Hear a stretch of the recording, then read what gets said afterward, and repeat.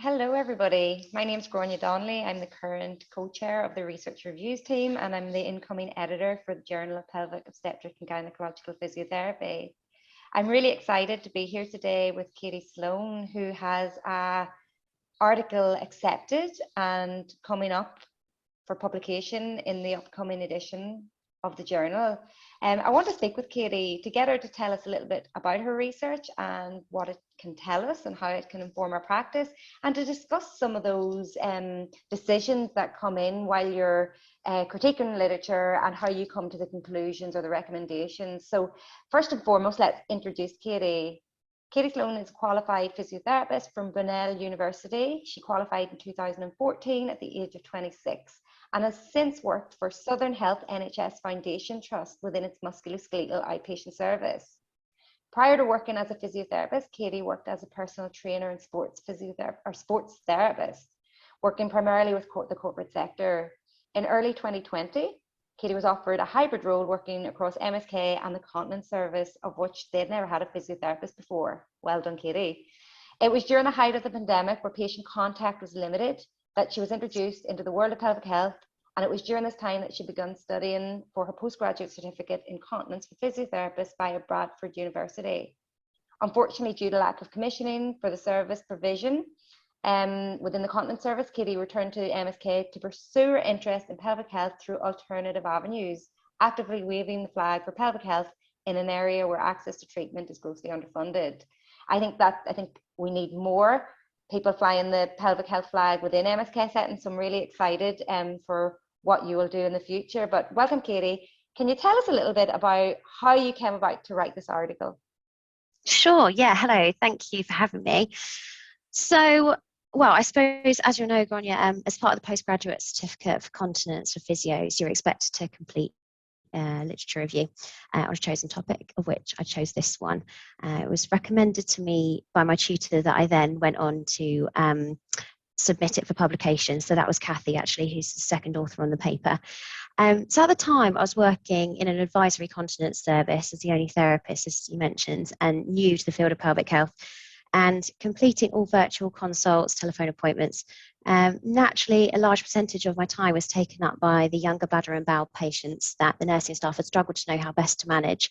And I think they had very high hopes of me coming in thinking, oh, physio, yeah, she must have something to throw in there because all physios must know what they're doing with pelvic health.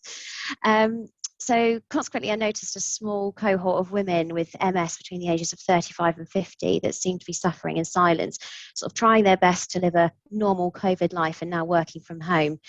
The usual story, I'm afraid, where they'd maybe seen an MS nurse once when they were first diagnosed with MS, and then they'd had maybe annual follow-ups, but nothing since.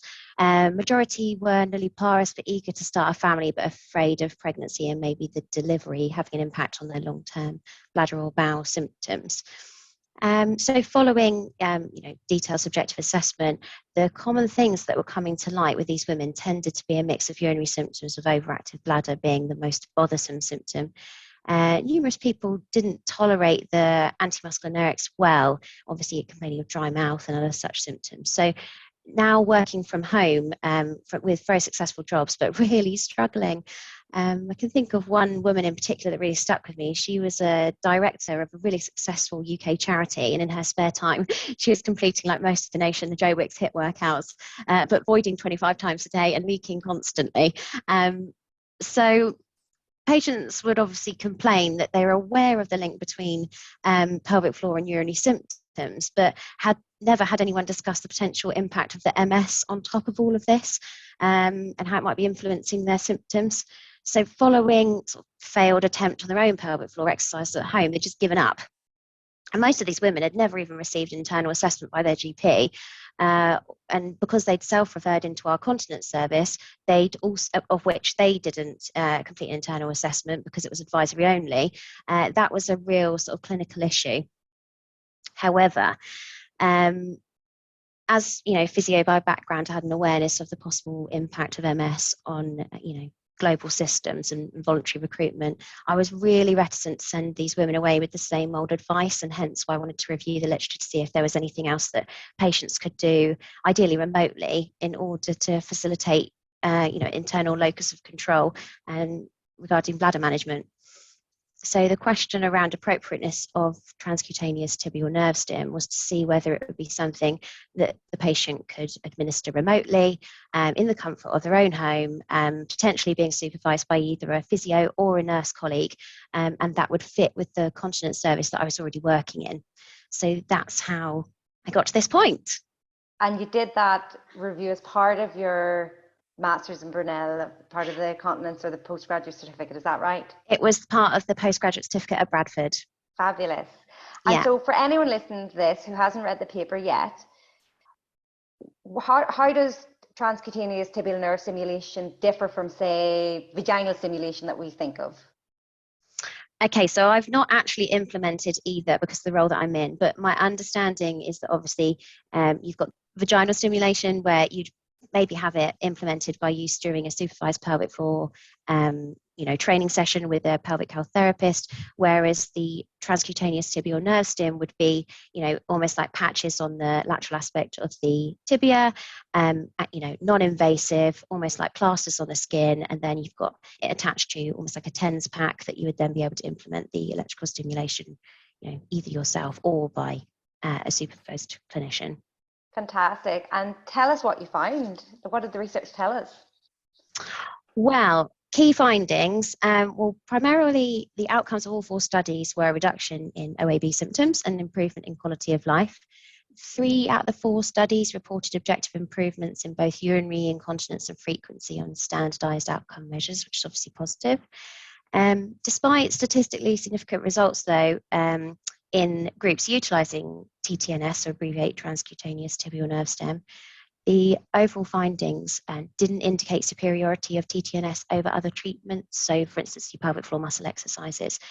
However, there was this other side to it where, due to the low risk of adverse events, one of the studies did suggest that TTNS might be considered if pharmacology couldn't be tolerated.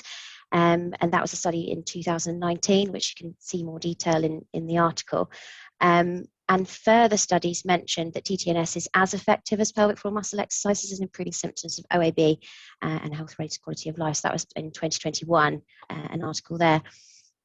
It also mentioned possible improvements in pelvic floor muscle tone, which I thought might be quite pertinent for patients with MS if they're really struggling with voluntary recruitment, and could be considered for long-term use without compromising bladder emptying or inducing side effect.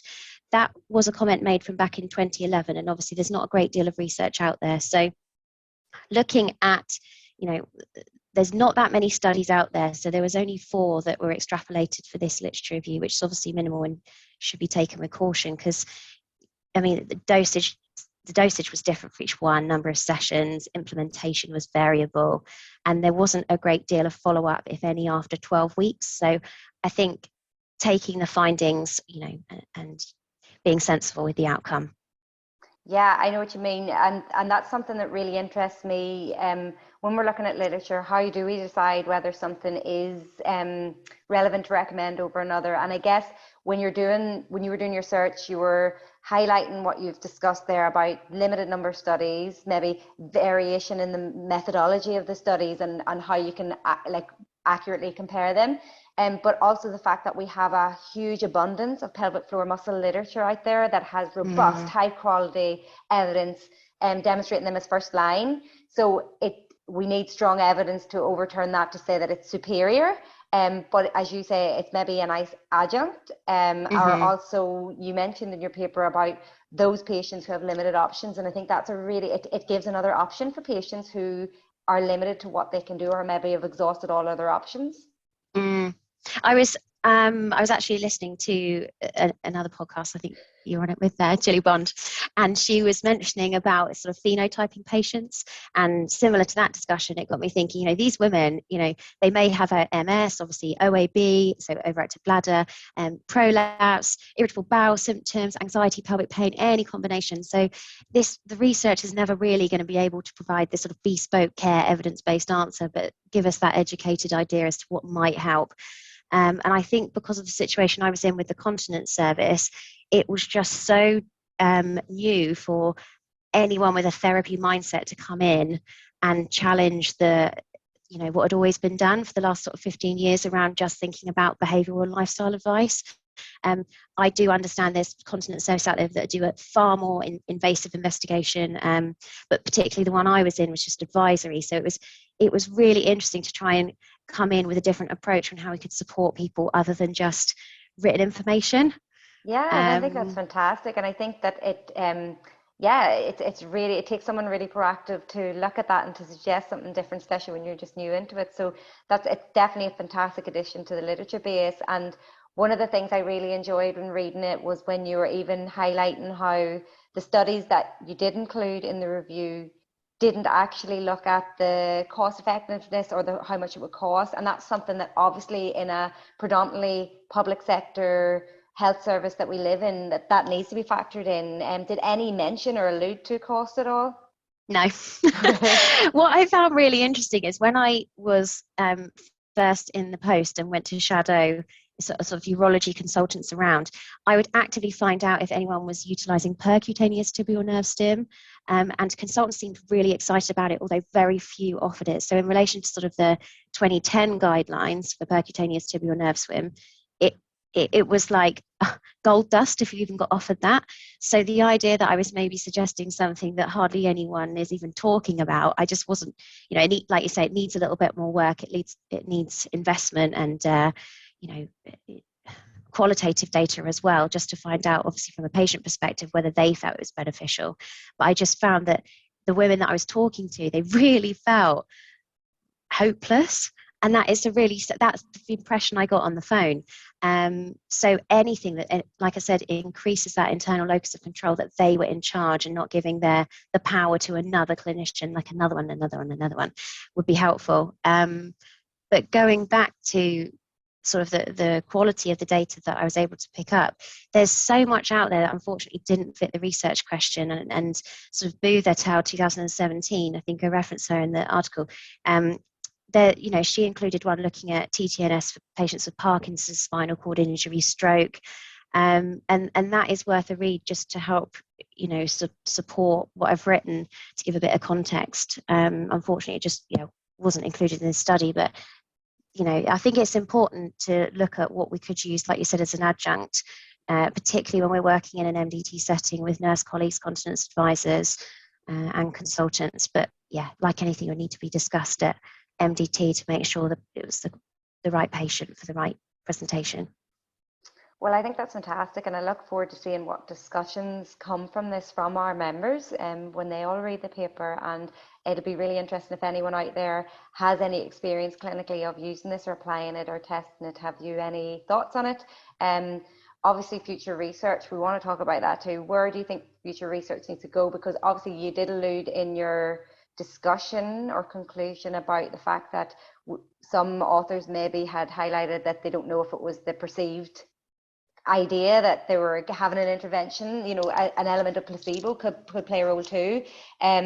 But what research do you think, what's the next step for anybody in researchers out there who may have the opportunity to investigate PTNS? What would you say needs to be looked at? Cost effectiveness, definitely.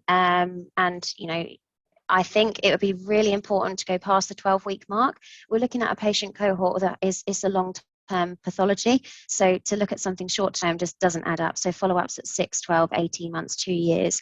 How many times maybe a patient needed to go back to doing a course of the 12 weeks for 30 minutes a day or however many it was in order to maintain or sustain the outcome, perceived or not, that they gained. Looking at obviously any potential adverse events of repeated sort of sticking something on the out surface of the skin. And I think the utilisation within an outpatient setting is so important in all its forms, because availability of appointments, particularly in the NHS, is sparse. So how many contacts, whether it be telephone, qualitative data to support the fact that did the patient feel happy that a telephone consult was enough and was it sufficient, versus coming in every week and having a chat. I don't know. There's lots to be investigated there, but certainly to match that of an outpatient setting, looking at supporting people with long-term chronic conditions. Love it, and that's some really good ideas, and hopefully somebody will add to the research, maybe even yourself down the line. Please come back and let us know in JPOGP. But what I will say, I'm going to finish and thank Katie for giving us her time and expertise and experience with research. And if anyone reads the paper, we're really keen to discuss, particularly from clinicians, your understanding of reading the paper and what's involved in carrying out a research process, and then how that translates to clinical practice. So let's get talking. This is what it's all about, and this is how we all learn together. Thank you so much, Katie. I look forward to seeing what you do in the future. Bye-bye. Thanks. Bye.